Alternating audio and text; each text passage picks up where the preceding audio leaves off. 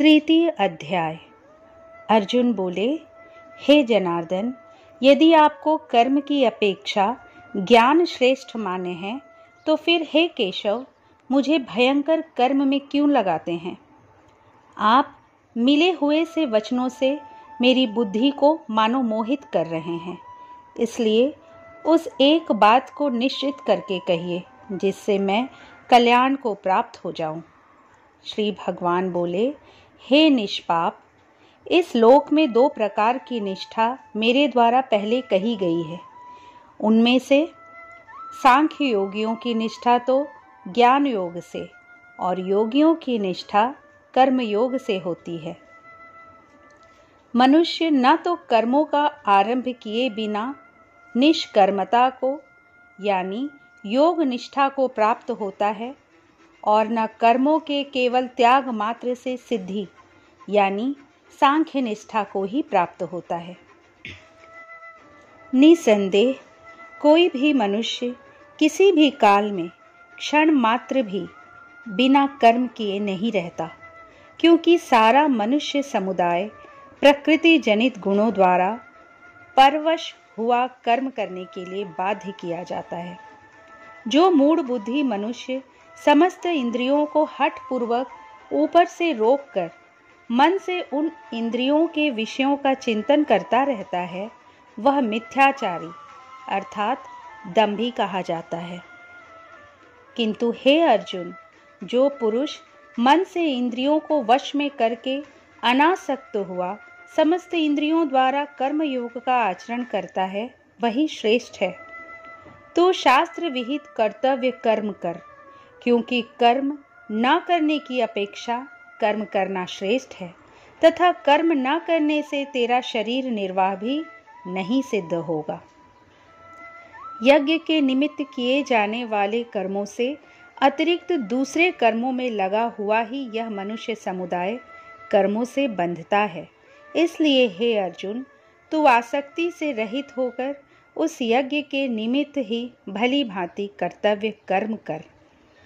प्रजापति ब्रह्मा ने कल्प के आदि में यज्ञ सहित प्रजाओं को रचकर उनसे कहा कि तुम लोग इस यज्ञ के द्वारा वृद्धि को प्राप्त हो और यह यज्ञ तुम लोगों को इच्छित भोग प्रदान करने वाला हो। तुम लोग इस यज्ञ के द्वारा देवताओं को उन्नत करो और वे देवता तुम लोगों को उन्नत करें। इस प्रकार निस्वार्थ भाव से एक दूसरे को उन्नत करते हुए तुम लोग परम कल्याण को प्राप्त हो जाओगे। यज्ञ के द्वारा बढ़ाए हुए देवता तुम लोगों को बिना मांगे ही इच्छित भोग निश्चय ही देते रहेंगे।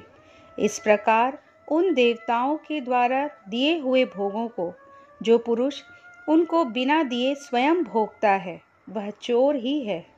यज्ञ से बचे हुए अन्न को खाने वाले श्रेष्ठ पुरुष सब पापों से मुक्त हो जाते हैं, और जो पापी लोग अपना शरीर पोषण करने के लिए ही अन्न पकाते हैं, वे तो पाप को ही खाते हैं।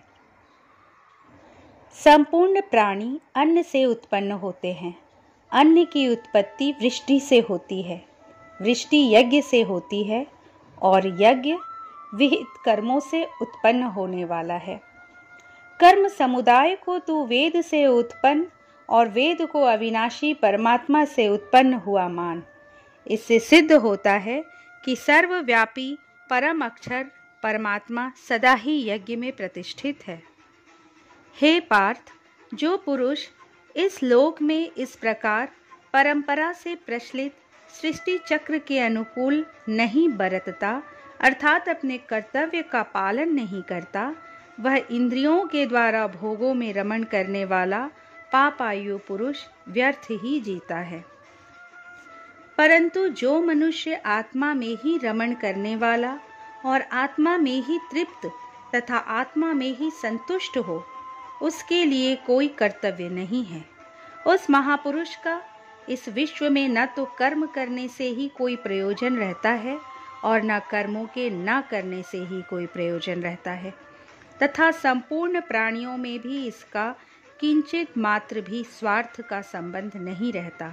इसलिए तू निरंतर आसक्ति से रहित होकर सदा कर्तव्य कर्म को भली भांति करता रहे, क्योंकि आसक्ति से रहित होकर कर्म करता हुआ मनुष्य परमात्मा को प्राप्त हो जाता है।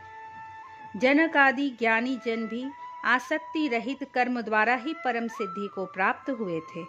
इसलिए तथा लोक संग्रह को देखते हुए भी तू कर्म करने को ही योग्य है, अर्थात तुझे कर्म करना ही उचित है। श्रेष्ठ पुरुष जो जो आचरण करता है, अन्य पुरुष भी वैसा वैसा ही आचरण करते हैं। वह जो कुछ प्रमाण कर देता है, समस्त मनुष्य समुदाय उसी के अनुसार बरतने लग जाता है। हे अर्जुन, मुझे इन तीनों लोकों में न तो कुछ कर्तव्य है और न कोई भी प्राप्त करने योग्य वस्तु अप्राप्त है, तो भी मैं कर्म में ही बरतता हूँ।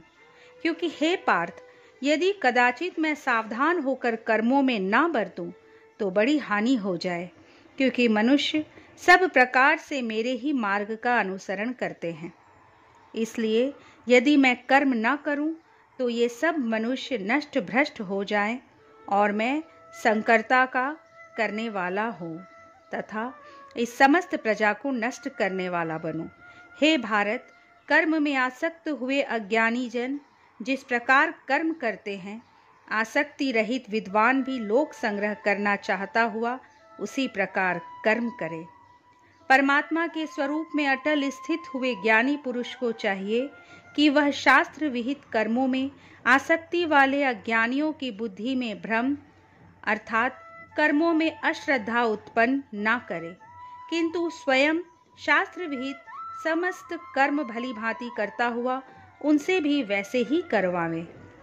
वास्तव में संपूर्ण कर्म सब प्रकार से प्रकृति के गुणों द्वारा किए जाते हैं, तो भी जिसका अंतःकरण अहंकार से मोहित हो रहा है, ऐसा अज्ञानी मैं करता हूँ ऐसा मानता है। परंतु हे महाबाहो, गुण विभाग और कर्म विभाग के तत्व को जानने वाला ज्ञान योगी संपूर्ण गुण ही गुणों में बरत रहे हैं, ऐसा समझकर उनमें आसक्त नहीं होता। प्रकृति के गुणों से अत्यंत मोहित हुए मनुष्य गुणों में और कर्मों में आसक्त रहते हैं। उन पूर्णतया न समझने वाले मंद बुद्धि अज्ञानियों को पूर्णतया जानने वाले ज्ञानी विचलित ना करे। मुझ अंतर्यामी परमात्मा में लगे हुए चित्त द्वारा संपूर्ण कर्मों को मुझ में अर्पण करके आशा रहित, ममता रहित और संताप रहित होकर युद्ध कर।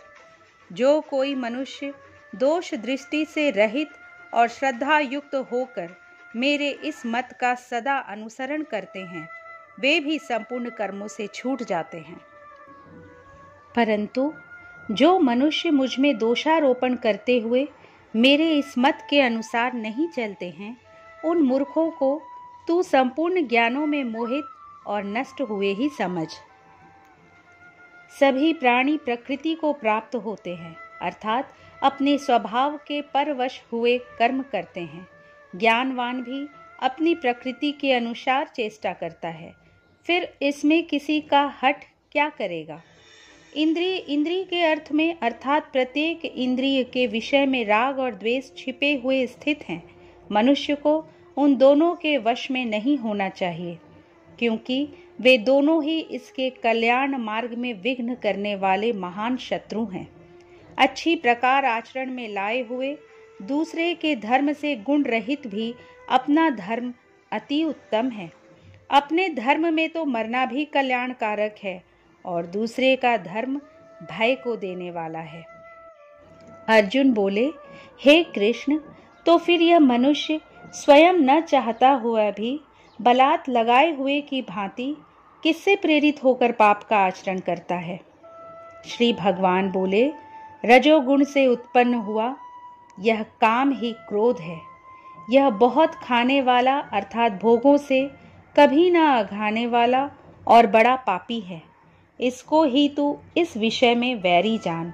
जिस प्रकार धुएं से अग्नि और मैल से दर्पण ढका जाता है तथा जिस प्रकार जेर से गर्भ ढका रहता है, वैसे ही उस काम के द्वारा यह ज्ञान ढका रहता है।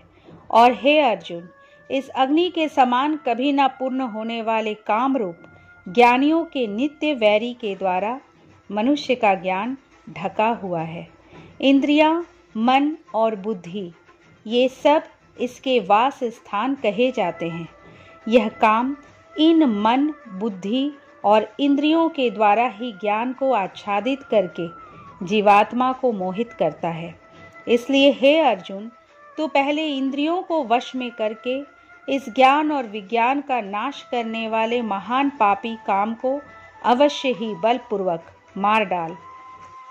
इंद्रियों को स्थूल शरीर से पर यानी श्रेष्ठ, बलवान और सूक्ष्म कहते हैं। इन इंद्रियों से पर मन है, मन से भी पर बुद्धि है, और जो बुद्धि से भी अत्यंत पर है वह आत्मा है। इस प्रकार बुद्धि से पर अर्थात सूक्ष्म, बलवान और अत्यंत श्रेष्ठ आत्मा को जानकर और बुद्धि के द्वारा मन को वश में करके हे महाबाहो, तो इस काम रूप दुर्जय शत्रु को मार डाल। इस प्रकार श्री कृष्ण अर्जुन संवाद में कर्मयोग नामक तृतीय अध्याय संपूर्ण हुआ। दोस्तों, उम्मीद है कि श्रीमद् भगवद गीता का हिंदी अनुवाद आपको पसंद आ रहा होगा। प्लीज़ वीडियो को लाइक और शेयर करें, और अब तक अगर इस चैनल को सब्सक्राइब नहीं किए हैं तो प्लीज़ सब्सक्राइब भी कर लीजिए। कल श्रीमद् भगवद गीता के चतुर्थ अध्याय के साथ आपसे फिर मिलूंगी। जय श्री कृष्ण।